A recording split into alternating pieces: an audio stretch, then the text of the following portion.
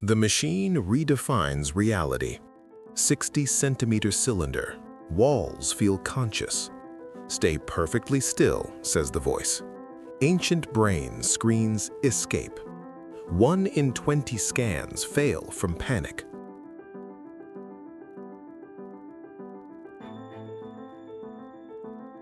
I'm your host, and this is Anatomy of Fear. Claustrophobia, brain's catastrophic miscalculation of escape probability. Bug in survival software transforms elevators, MRI tubes, crowded rooms into psychological prisons. But what if this terror isn't about space at all? What if confined spaces merely trigger a deeper computational error, one that 2026 neuroscience can now debug? Consider the paradox. Spacious elevator triggers terror, cramped nook feels safe. Vast concert hall panics if trapped center. Variable isn't size, it's brain's computation. Escape probability if threat appears. Today, we dissect this calculation error through 3 neural layers. First, the escape probability algorithm, how prefrontal cortex miscalculates options. Second, evolutionary trap detection, why MRI machines mimic ancestral predator pits. Third, agency deprivation feedback loop, how loss of control amplifies perceived threat exponentially. We'll explore why 2025 VR interventions achieve 73% remission rates in 6 weeks, how cognitive remapping creates mental escape routes where physical ones don't exist, and how understanding this bug transforms confinement from prison to sanctuary.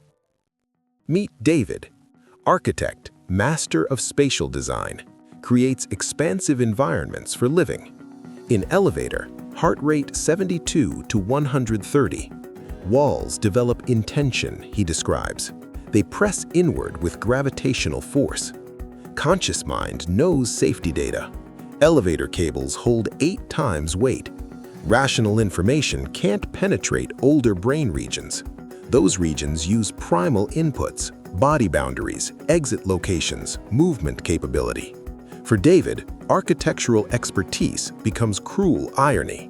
He designs freedom, but experiences imprisonment. He represents millions.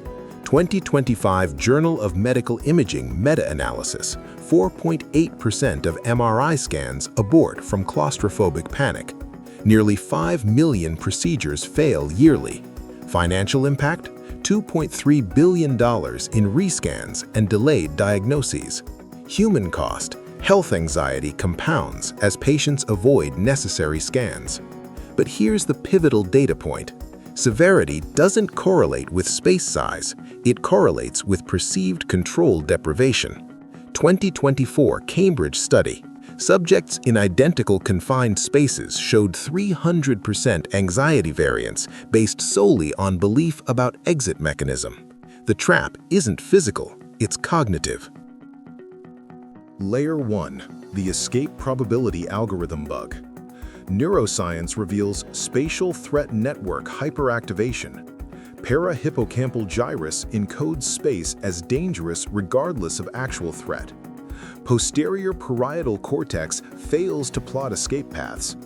Insula amplifies heartbeat, breath as catastrophe signals. These streams converge on amygdala, which runs ancient software. Given current constraints, escape chance? Elevator, rational calculation 70%. Claustrophobic brain outputs 0%. Trapped. This isn't emotional weakness, it's computational failure. 2026 Stanford imaging shows precise malfunction. Dorsolateral prefrontal cortex should modulate threat assessment with real-world data. In claustrophobia, this modulation fails. Default assumption becomes, if movement restricted, threat inevitable. MRI research confirms, patients who believe they can stop the scan show 60% less panic even without exercising that option. The bug originates in error propagation. Initial discomfort, walls feel close, triggers subtle anxiety, Anxiety constricts attention to threat cues, ventilation sounds, machinery hum. Amplified danger increases anxiety, creating positive feedback loop that escalates to panic. Critical insight: the brain doesn't panic at confinement. It panics at anticipated future confinement, the fear that escape won't be possible when threat arrives. This temporal projection error transforms present-moment safety into future catastrophe simulation. Treatment implication: debugging requires interrupting error propagation early.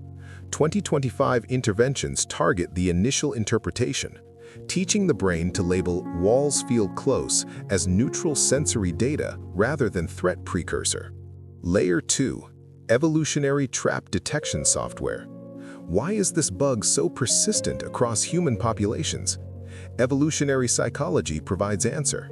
99% of human history, confinement meant shelter or trap. Distinguishing features: agency, visibility, controlled access.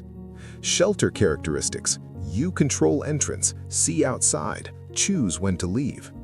Trap characteristics: someone else controls entrance, limited visibility, escape prevented. Amygdala's heuristic: limited visibility plus low agency equals potential trap. MRI machine mimics trap perfectly.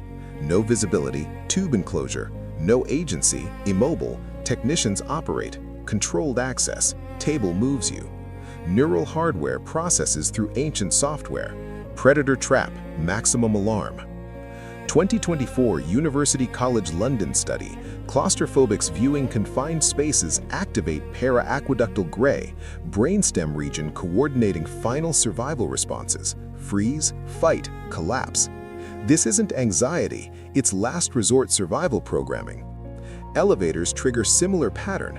Evolutionary novel environment, 200 years, processed through ancient circuits. Brain interprets enclosed space where others control movement and exit timing. Match with ancestral trap profile, 85%. Result: false positive threat detection. But here's the evolutionary twist. Some confined spaces feel safe. Reading nook, blanket fort, meditation cushion. Difference? Self-imposed confinement with preserved agency. You choose to enter, can leave any time. Brain categorizes as shelter, not trap. This explains why claustrophobia often develops after specific experiences where agency was actually compromised. Stuck elevator, childhood locker prank, medical procedure without adequate explanation. These events calibrate brain's threat detection. Enclosed plus external control equals danger. Modern life increasingly features agency-depriving confinement. Airplanes cannot exit, traffic jams, crowded subways, even tight clothing. Each potentially recalibrates threat sensitivity upward until threshold crosses into pathology. Understanding this layer is liberation. Your brain isn't broken. It's meticulously applying ancestral survival algorithms to mismatched modern environments. Layer 3. Agency deprivation feedback loop. Modern neuroscience reveals claustrophobia's core isn't space, it's lost autonomy. Prefrontal cortex monitors control metrics. Can I move? Can I see? Can I communicate? Can I exit? When metrics drop below threshold, alarm triggers.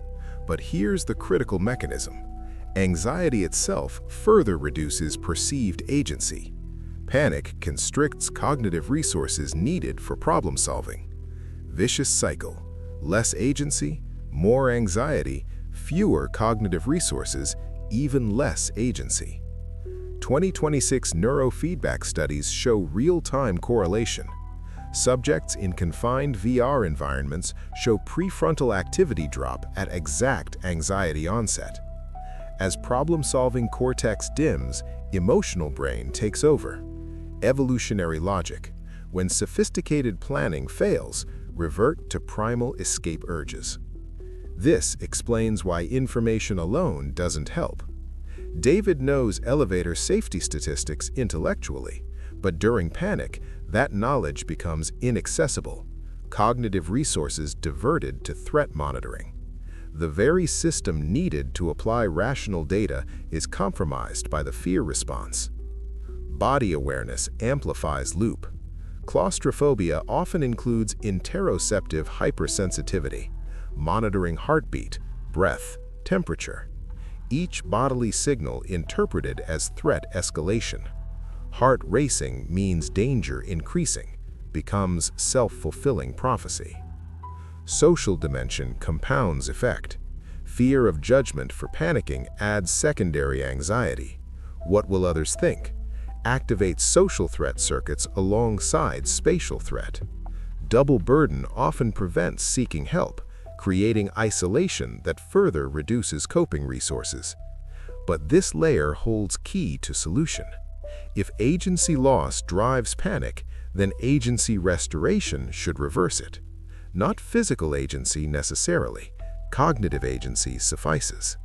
The belief in options, however small, disrupts feedback loop.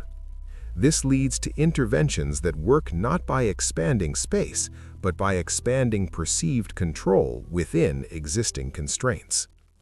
Solution 1. Virtual Reality Spatial Recalibration. 2025 Lancet Psychiatry Study. VR gradient exposure with agency enhancement achieves 73% remission. Protocol.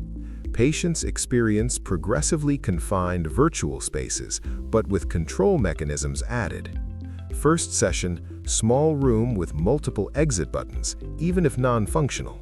Neuroimaging shows prefrontal engagement returns when exit option present.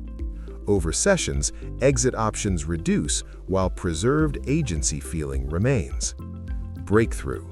Patients learn to separate physical confinement from cognitive freedom.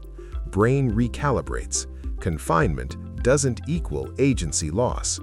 6-week follow-up. MRI completion rates increase from 52% to 89%. Solution 2. Cognitive escape route mapping. Developed at Johns Hopkins 2024.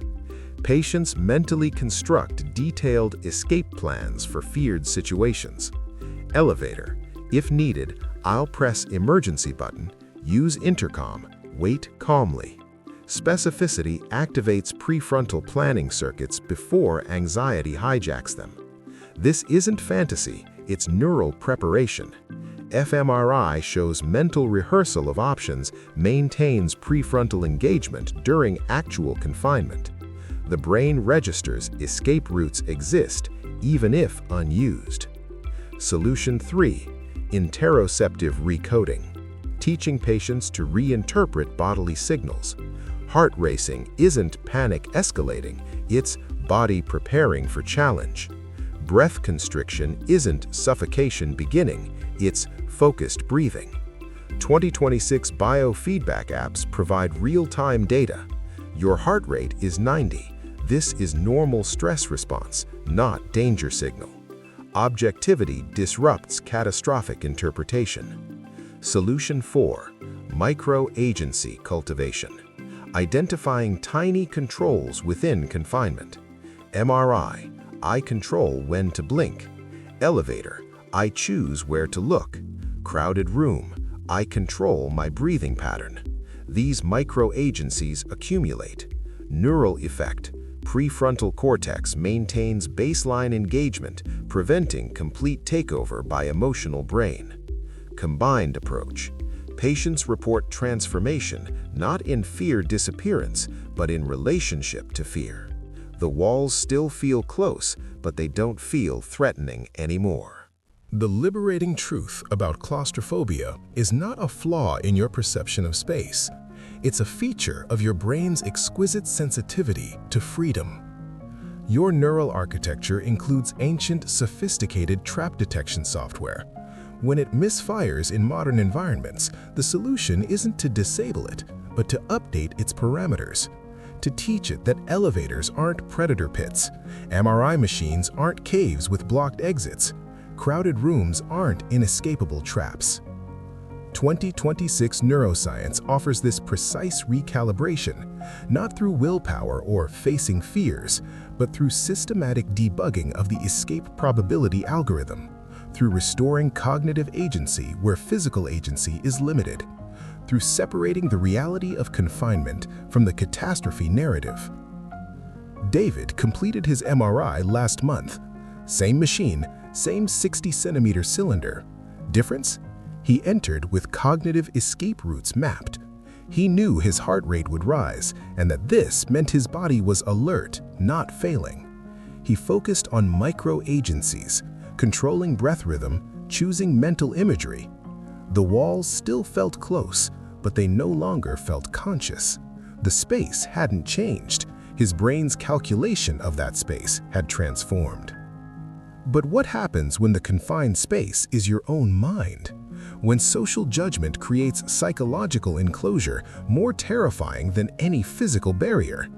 Next, on Anatomy of Fear, Stage Fright's Silent Jury, Why Your Brain Fears Audience Judgment, we'll expose the neural circuits that transform listeners into predators and how to reclaim your voice from ancient social threat algorithms. Subscribe and hit notification bell. The architecture of fear awaits deconstruction.